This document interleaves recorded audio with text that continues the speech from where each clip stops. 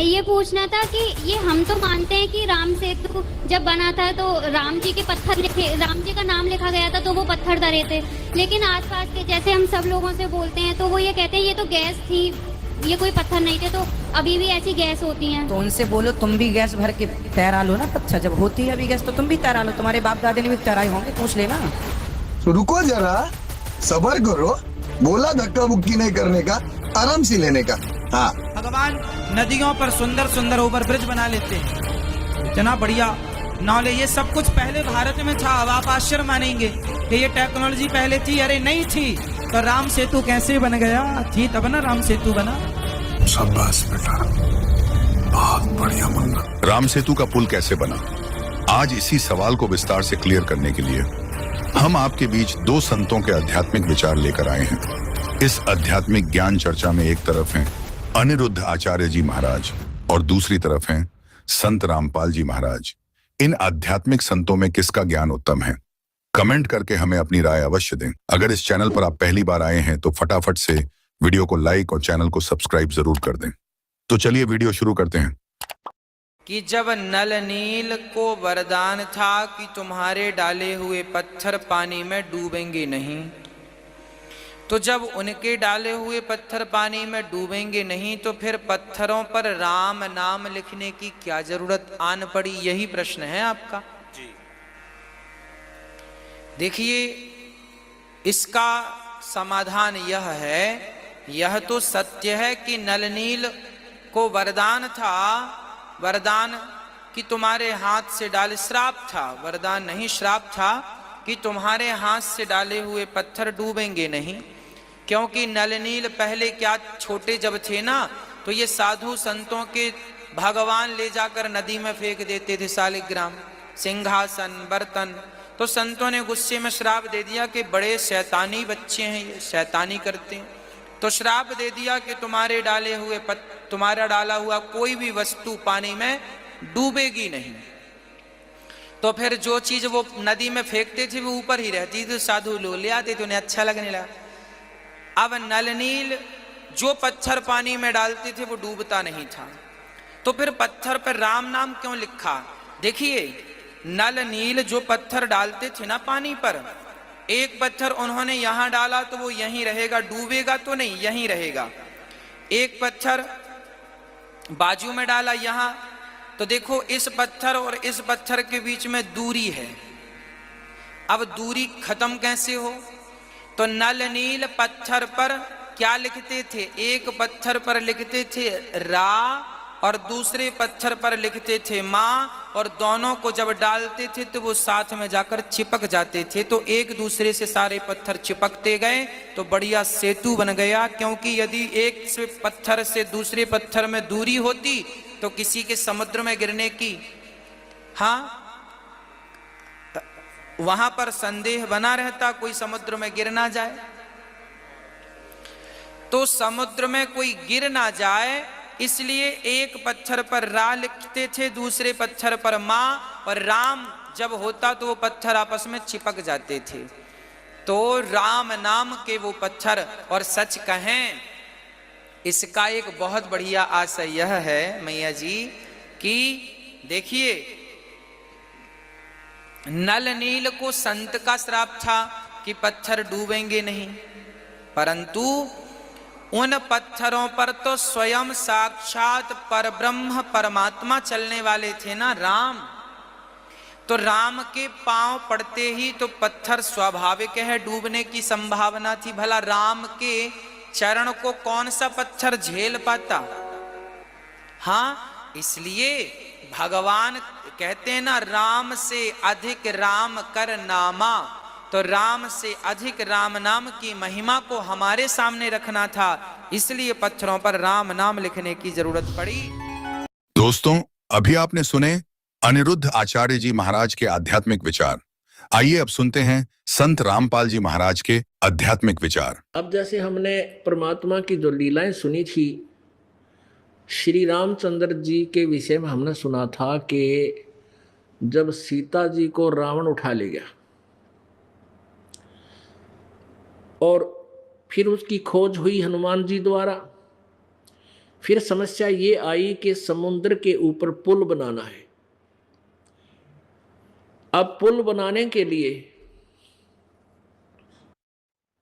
श्री रामचंद्र जी ने 3 दिन तक समुद्र में घुटनों पानी में खड़ा होकर के समुद्र से याचना की थी, प्रार्थना की थी कि मुझे रास्ता दे दे।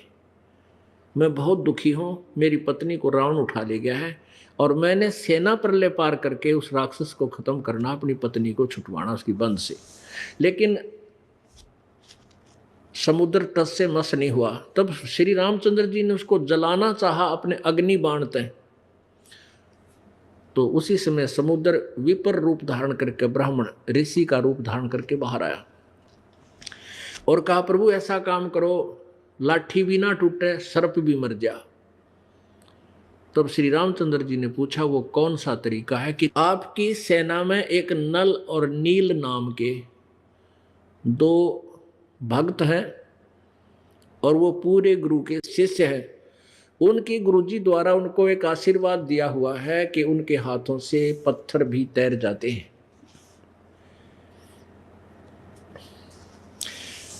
अब जैसे श्री धर्मदास जी पहले हिंदू धर्म में जन्मे थे और रामचंद्र जी, श्री कृष्ण जी और विष्णु और इनकी शंकर जी की महिमा बहुत सुनी हुई थी, तो यही कहा करते थे कि श्री रामचंद्र जी ने समुद्र पे पुल बना दिया। तो परमात्मा ने कहा था, बेटा वो पुल भी रामचंद्र ने नहीं बनाया था, इस दास ने बनवाया था।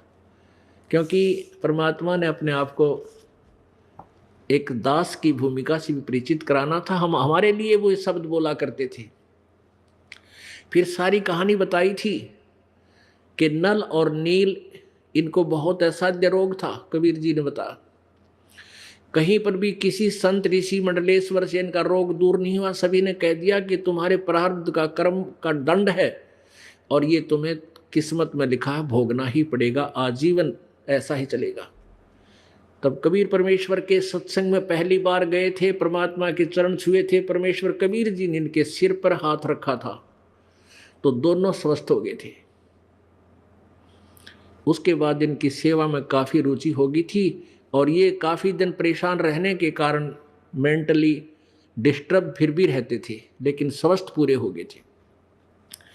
और भगवान में ज़्यादा आस्था होने के कारण ये कोई कपड़े उपड़े भक्तों के, बूढ़े ठेरों के, जो रोगियों के सत्संग में आते थे, 2-4 दिन सत्संग प्रभु किया करते थे ऐसे दरिया के किनारे। तो वो नल और नील परमात्मा ने बता दिया था, बेटा जितनी सेवा भी करोगे वो काम आया करे। सत्संग में आकर के चौधरी नहीं पाके, दास बनकर रहे और सेवा कर अपने हाथा ते, इस तो बहुत बाप कटा करे।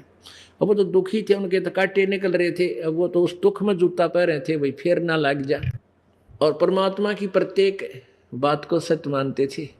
तो ऐसे वो क्या करते थे, जैसे कोई बुजुर्ग हैं, बीमार हैं, उठ नहीं सकते, अंधे हैं, पैरालिसिस हैं, परमात्मा के पास ऐसे दुखी लोग ज़्यादा आते थे और कुछ दिन मालिक उनको ज्ञान गुण सुना कर धीरे धीरे उनको स्वस्थ कर देते थे। तो वो नल और नील उनके कपड़े ले जाते धोने के लिए या बर्तन साफ करने के लिए। तो दरिया में बैठ, पहले साबुन सूबन तो थे कोई ना, पानी में पहला भिगो दिया करते, मैल गल जाएगा, फिर देव मोगरा कूटा करते पत्थर पर गिर के, ऐसे कपड़े धोया करते। ऐसे ही बर्तन साफ करते थे, पहले पानी में भिगो देते, फिर रेत से साफ करा करते, दरिया के रेत से। इस दृष्टिकोण से वो कपड़ों को, बर्तनों को पानी में भिगो देते नल नील, और स्वयं दरिया के किनारे किसी वृक्ष के नीचे बैठ के सत्संग में सुनी हुई बातों से चर्चा करते थे और कहते थे, देख किसा भगवान मिला, अपना दुख दूर हो गया है। परमात्मा सब जगह घूम लिए थे, ये सारे नकली संत हैं, सबके पास चले गए थे हम, और सब ने कहते तुम्हारे कर्म में लिख रखा है तो भोगना ही पड़ेगा। देखा वो संत है, वो तो नकली है, सारे नकली। यानी इस तरह की बातें वो चर्चा चलती रहती। उधर से क्या होता, जब वो धोने के लिए जाते बर्तन कपड़े, तो कुछ कपड़े कुछ बर्तन दरिया के धार में बह जाते, उनको पता नहीं लगता, वो वापस आते लेके। अब किसी का कमीज कोई ना, किसी का पजामा खो गया, किसी की धोती नहीं था, किसी का कटोरा को नहीं, किसी की थाली गुम, तो इन्हों कहते भाई मेरे 4 बर्तन ले गया था, 2 ले आए तुम। उनको पता नहीं था, वो कहते नलनील है कि नहीं भी सारे ले आए हम तो न्यू के न्यू। तो फिर और जो दूसरे सेवक के बताते थे कि ये क्या कर रहे हैं, उन्हें भिगो कर दूर बैठ जाते हैं, ये भगवान की महिमा वहाँ चर्चा चलाते रहते हैं और पीछे से ये बैठ जाते हैं, इनको पता को नहीं, इनको भी पता नहीं सचमुच कोई वस्तु बह गई है। तो फिर एक दो बार ऐसा हुआ तो उन्होंने कहा भी आगे से हम ठीक लावांगे, नलनील कहने लगे आगे ध्यान रखेंगे, फिर भूल जाते। तो उन्होंने फिर एक दिन गुरुदेव के सामने कह दिया कि गुरुदेव ये भक्त हैं तो बहुत अच्छे, लेकिन ये ऐसे ऐसी कहानी ऐसी बात बन जाती है, हमारे कोई कपड़ा गुम कराते हैं, कोई बर्तन, तो इनको कहो कि हमारी सेवा ना करें तो अच्छा है, हम कर लेंगे जैसे हमारे से होगी। तो वो फिर रोने लग गए परमात्मा के चरण पकड़ के, कबीर जी के। उन्होंने सोचा गुरु जी नाराज हो जाएंगे और तुम्हारे ऊपर वो आपत्ति फिर आवेगी। कहने लगे नहीं गुरुदेव, हमारी सेवा ना लेना प्रभु, हम बहुत ध्यान रखेंगे। तो दूसरे भक्त कहने लगे जी आए प्रत्येक बार ऐसे ही बोलते हैं, ये इनके बस की बात नहीं है और ये हमारा तो घना काम बिगाड़ दे, हम दुखी हो जाते हैं। ये नहीं कहते कि सेवाएं ठीक नहीं करते, इनसे कहो हमारी सेवाएं ना करें। तो परमात्मा अंतर्यामी थे, जान गए। कबीर जी कहने लगे भाई ठीक है, क्यों त्रेता युग में परमेश्वर मुनिंदर नाम से प्रकट थे और 120 यानी ऐसे ही जैसे अब कलयुग में काशी में 120 वर्ष लीला की, ऐसे ही मुनिंदर नाम से